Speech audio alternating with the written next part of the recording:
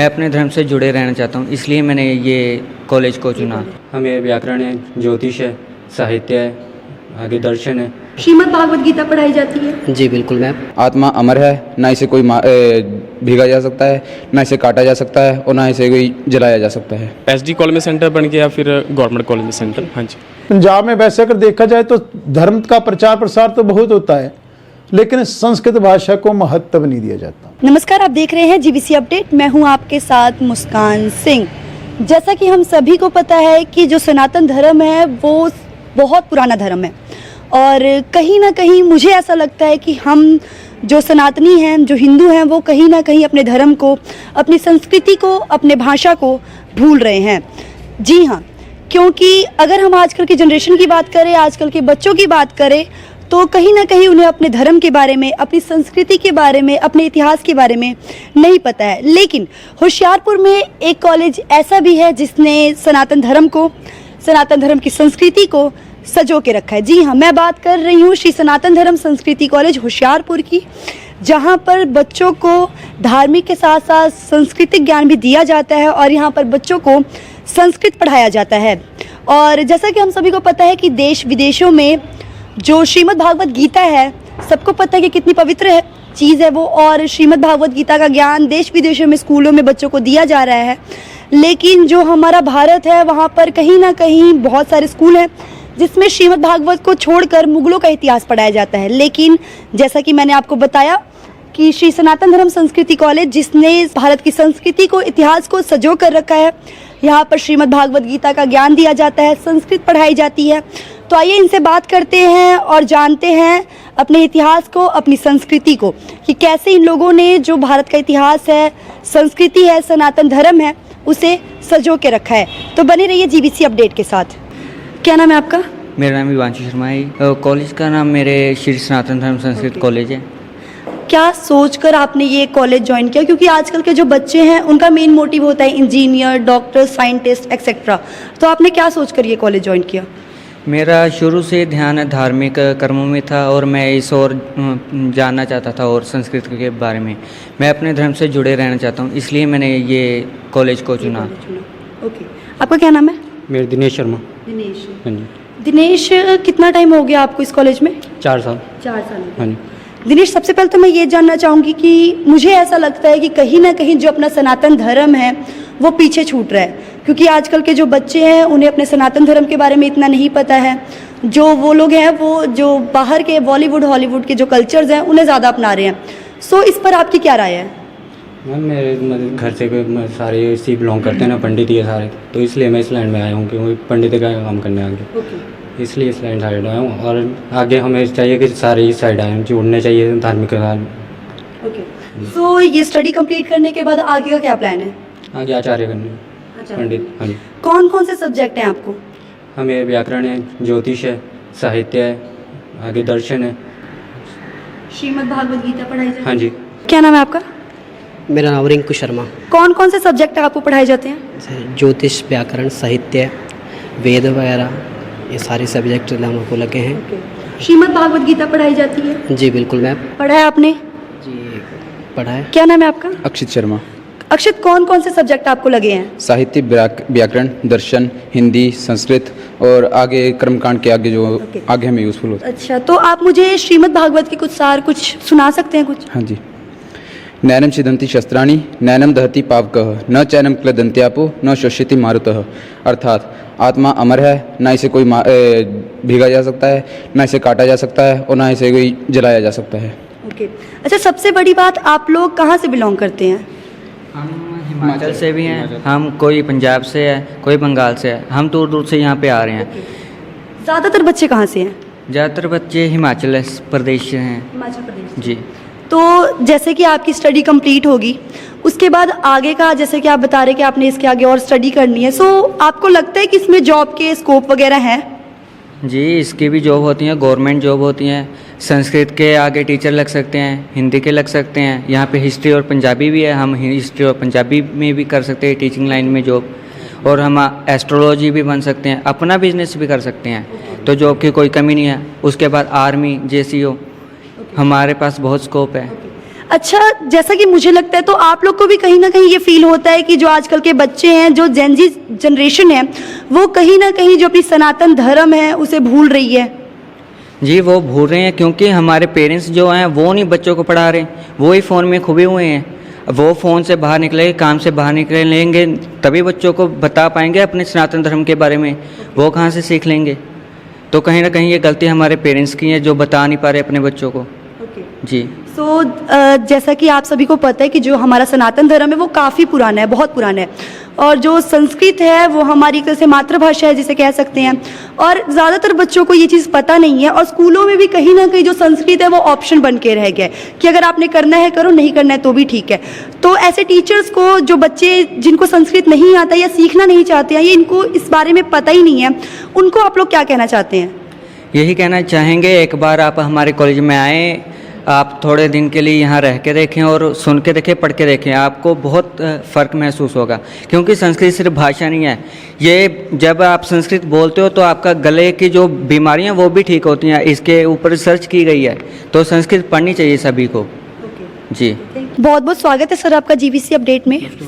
First of all तो मैं ये जानना चाहूँगी सर कि जो बच्चे हैं जिन्हें आप संस्कृत सिखा रहे हैं, सो इसमें ज़्यादातर बच्चे कहाँ के हैं? हिमाचल से मैडम ज़्यादातर बच्चे ना, ज़्यादातर हिमाचल बच्चे से ज़्यादातर बच्चे हमारी हो ही आते हैं बच्चे ना। पंजाब से? कम है वैसे हिमाचल से, मतलब आते हैं बट वो कम आते हैं वैसे। हिमाचल से ज़्यादातर बच्चे हमारे पास हैं वैसे ना। सर अगर इनके सब्जेक्ट की बात करें तो इनका सब्जेक्ट कैसे कैसे होता है, आप बता सकते हैं? प्राज्ञ 1 और प्राज्ञ 2, जिसको मतलब हम +1 और +2 कहते हैं, उसमें व्याकरण आ गया, साहित्य, दर्शन, ज्योतिष और हिंदी और हिस्ट्री का ऑप्शन रखा हुआ। और जो शास्त्री प्रथम वर्ष है, द्वितीय वर्ष और तृतीय सेमेस्टर है, उसमें जो है वो व्याकरण, साहित्य, दर्शन, वेद वेदांग, कर्मकांड आ गया, हिस्ट्री। अब इस बार इन्होंने इंग्लिश कंपलसरी कर दी और साथ में इंग्लिश है इसमें ना। हाँ जी सर जैसा कि इनके एग्ज़ाम वगैरह भी होते हैं, तो एग्ज़ाम यही होते हैं या फिर कहीं और? बाहर के कॉलेज में होते हैं, एसडी कॉलेज में सेंटर बन गया, फिर गवर्नमेंट कॉलेज में सेंटर। हाँ जी सर इसमें जैसे कि बात करें जॉब की, तो इसमें जॉब के स्कोप्स कैसे हैं? एक तो इसमें है कि शास्त्री करने के बाद हम लोग एमए वगैरह कर लें, फिर किसी प्राइवेट स्कूल में हम ज्वाइन कर सकते हैं। बीएड करने के बाद हम लोग बाहर भी जा सकते हैं? बाहर भी जा सकते हैं इसमें ना। और कर्मकांड का काम भी इसमें हम कर सकते हैं, कि आगे स्कोप काफ़ी उसका ना वैसे।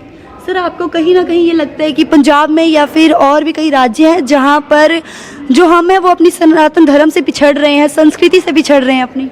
हम वो तो है कि आजकल जो टाइम है ना, कि नॉर्मल आप कॉलेजों में जाएं तो आप देखें कि बच्चों ने क्लासें लगाई चाहे ना लगाई हो, परंतु यहाँ ये है कि हर टाइम टीचर अवेलेबल है और हर टाइम जो क्लास में बच्चों की जो लग रही है। तो कोई भी बच्चा बंक नहीं करता? नहीं, बंक नहीं करता यहाँ, बंक नहीं है उसमें, बंक नहीं है। हाँ जी ठीक है, बहुत बहुत स्वागत है सर आपका जीबीसी अपडेट में। फर्स्ट ऑफ ऑल तो मैं ये जानना चाहूँगी कि ये जो आप होशियारपुर में श्री सनातन धर्म संस्कृति कॉलेज चला रहे हैं, सो ये चलाने का आइडिया कहाँ से आया सर आपको? मैम ये श्री सनातन धर्म संस्कृत कॉलेज जो है वो 1890 से स्थापित है। ये श्री सनातन धर्म सभा से जो इस कॉलेज को चला रही है वो सनातन धर्म सभा चला रही है। उनका मेन उद्देश्य ये है कि सनातन धर्म का जितना प्रचार प्रसार हो जाए उतना ही कम है इसमें। जी सर जैसा कि हम सबको पता है कि जो सनातन धर्म है वो बहुत पुराना है, सदियों से चला आ रहा है, लेकिन आजकल की जनरेशन में आपको कहीं ना कहीं ये फील होता है, ये महसूस होता है कि हम जो है अपने धर्म से पिछड़ रहे हैं, अपनी संस्कृति से पिछड़ रहे हैं, अपनी भाषा से पिछड़ रहे हैं।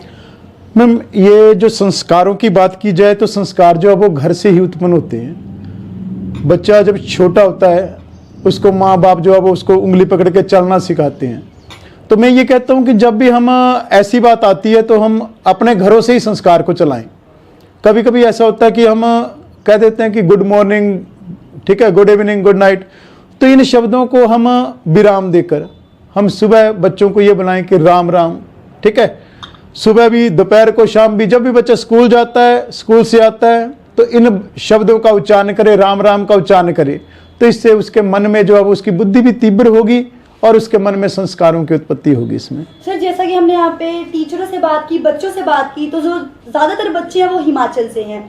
सो कहीं ना कहीं आपको लगता है कि पंजाब में या फिर अन्य राज्यों में भी कहीं ना कहीं जो हमारा धर्म है, हमारा सनातन धर्म है, वो पीछे छूट रहा है? सनातन धर्म तो हर जगह है, लेकिन अगर पंजाब की बात की जाए तो मैं ये कहता हूँ कि पंजाब जो कुछ हद तक पीछे है, क्योंकि पंजाब में वैसे अगर देखा जाए तो धर्म का प्रचार प्रसार तो बहुत होता है, लेकिन संस्कृत भाषा को महत्व नहीं दिया जाता। अगर पंजाब में संस्कृत भाषा को अनिवार्य किया जाए तो मैं कहता हूं कि कोई भी बच्चा जो है वो अपने संस्कृत पढ़ के कोई भी बेरोजगार नहीं रहेगा इसमें, क्योंकि हर स्कूल में जब संस्कृत होगी तो संस्कृत के टीचरों की ज़रूरत होगी। हमारे हिमाचल में अगर देखा जाए तो हिमाचल में 6वीं से लेकर 10वीं तक संस्कृत को अनिवार्य घोषित किया गया, वो अनिवार्य अपने सब्जेक्ट है इसमें।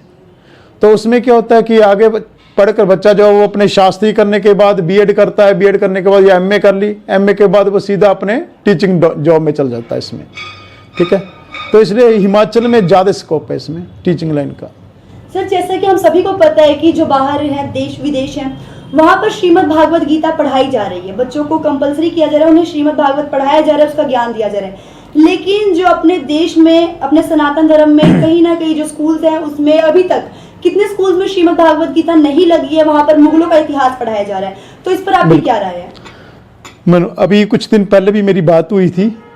मैं फिर हर एक स्कूल को मैं यही कहता हूँ कि अपने स्कूलों में एक तो संस्कृत विषय को अनिवार्य कर दो, दूसरा संस्कृत के साथ साथ उनको धर्म का ज्ञान, जैसे हनुमान चालीसा, गणेश चालीसा, दुर्गा चालीसा, इनका भी पाठ करना उनको अनिवार्य है कि अपने बच्चा इनका ज्ञान होना चाहिए।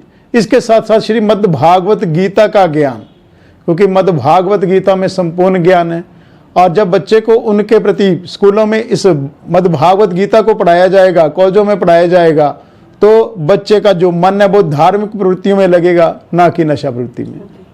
तो सर जैसे कि जो आजकल के बच्चे हैं वो भटक रहे हैं अपनी राह से, नशे में ज़्यादा पड़ रहे हैं, और जैसा कि आपको पता है पंजाब में नशा कितना ज़्यादा जड़ बना चुका है, तो उनको आप क्या कहना चाहेंगे? मैं हर एक व्यक्ति को यही कहना चाहता हूँ कि इस सनातन धर्म के साथ आप टच रहिए, सनातन धर्म के नियमों में रहिए। अगर आप सनातन धर्म के नियमों में रहते हैं, अपने धर्म का प्रचार प्रसार करते हैं, तो आपकी बुद्धि जो है वो तीव्र भी होगी, उसके साथ साथ आपके विचारों में जो है वो आपका सद्बुद्धि उत्पन्न होगी इसमें। और ज़्यादातर बच्चे जो है वो अपने, क्योंकि पढ़ने के बाद बेरोजगार हो रहे, क्योंकि बीए कर ली, एमए कर ली, उसके बाद भी बेरोजगार है, क्योंकि बेरोजगारी है बहुत। अब जो बेरोजगार है, पढ़ने लिखने के बाद भी बेरोजगार है, वो अपने नशावृत्ति की ओर बढ़ जा रहा है इसमें, या क्राइम की ओर बढ़ता है या नशावृत्ति की ओर। लेकिन हमारे कॉलेज का एक उद्देश्य होता है, जो संस्कृत पढ़ ली वो अपने कर्मकांड में निपुण हो जाता है, ज्योतिष में निपुण हो जाता है, एस्ट्रो में निपुण हो जाता है, हस्तरेखा विशेषज्ञ बन जाता है, या लाल किताब विशेषज्ञ बन जाता है। तो इनमें क्या होता है कि वो अपने धर्म के साथ टच रहता है, उसको बाहर की जो दुर्वृत्तियां हैं वो उनसे बचा रहता है। इसलिए संस्कृत का हम कह सकते हैं कि अगर बच्चा संस्कृत पढ़ रहा है, अपने सनातन धर्म को जान रहा है, बिल्कुल, तो वो गलत राह पर नहीं जाएगा, क्योंकि वो बच्चा जो अपने संस्कृत में क्या है, संस्कृत का मेन क्या अर्थ निकलता है कि सुसंस्कृत, जो अच्छी भाषा है, कहते हैं संस्कार, ठीक है। तो संस्कार जो है वो अपने घर से भी उत्पन्न होते हैं, अपने अंदर जो अब बुरी प्रवृत्तियां उनको दूर करना है, संस्कारों को अपने अंदर समेटना है। तो ये संस्कृत भाषा का मेन उद्देश्य होता है इसमें। बहुत बहुत धन्यवाद सर, आपने अपना कीमती समय हमें दिया, बहुत बहुत धन्यवाद। धन्यवाद बच्चे। Welcome to DAV University Jalandhar, where knowledge meets innovation, established with a vision to empower minds and transform futures. At DAV University, we believe in excellence through education, where tradition meets modernity. Our state-of-the-art campus and world-class faculty ensure a nourishing environment for academic growth and personal development. Join us at DAV University Jalandhar and embark on a journey of discovery and success. Dare to dream, achieve greatness. DAV University Jalandhar. Discover your potential.